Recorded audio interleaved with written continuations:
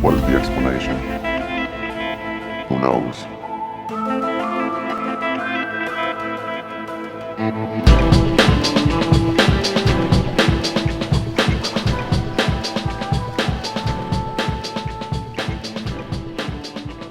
The method, as they call it, though it was more so a germline procedure of singular metascientific complexity, had been given to them by the alien colonists as a quid pro quo. The syndicate would help them to create a population of alien hybrids who would hide in plain sight, cloned from human ova and alien biomaterial. So there would be a clone race immune to the effects of the black oil when the return to the planet began. For this, the syndicate would be sequestered, granted a sort of immunity or asylum, given a place in the grander scheme.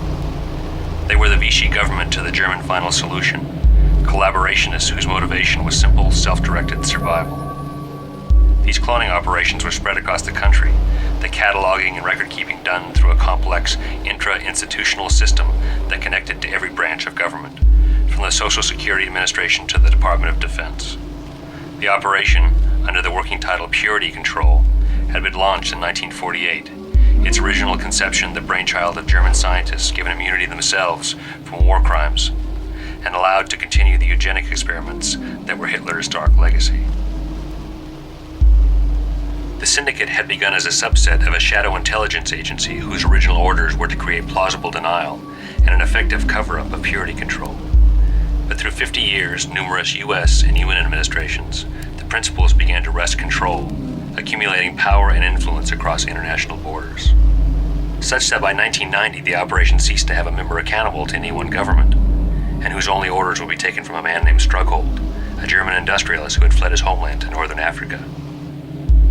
These men, whose knowledge and access provided control of a foreseeable future, had in spite of this everything to lose. Their secret work, the cloning preparations and the cataloging, constituted their greatest vulnerability: exposure.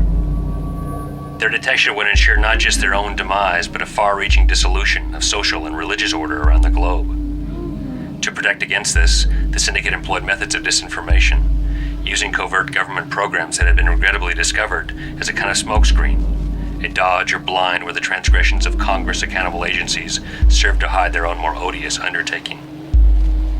They had even at times used the UFO phenomenon to create an hysteria that science and the intelligentsia denounced so completely as to make belief and believers seem ridiculous and completely discreditable. They had also, in a crisis, used a tool of the colonists themselves, alien bounty hunters who policed the cloning operations and enforced rule on the countdown to colonization. A double-edged sword whose cold-blooded tactics could help to stem a leak or threat, but who also kept watch on the syndicate.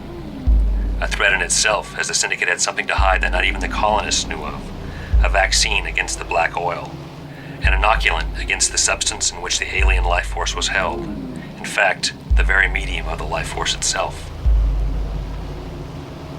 To guard this secret was perhaps even more critical than the truth of the existence of alien life and of colonization.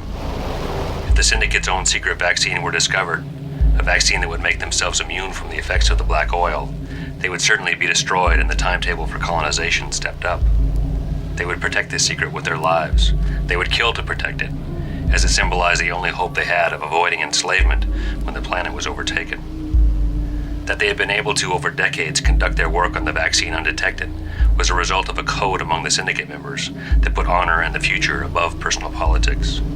But now this code was beginning to break down, an incipient scramble for power beginning to develop, a threat from within that doubled the threat from without, from Agents Mulder and Scully and the X-Files.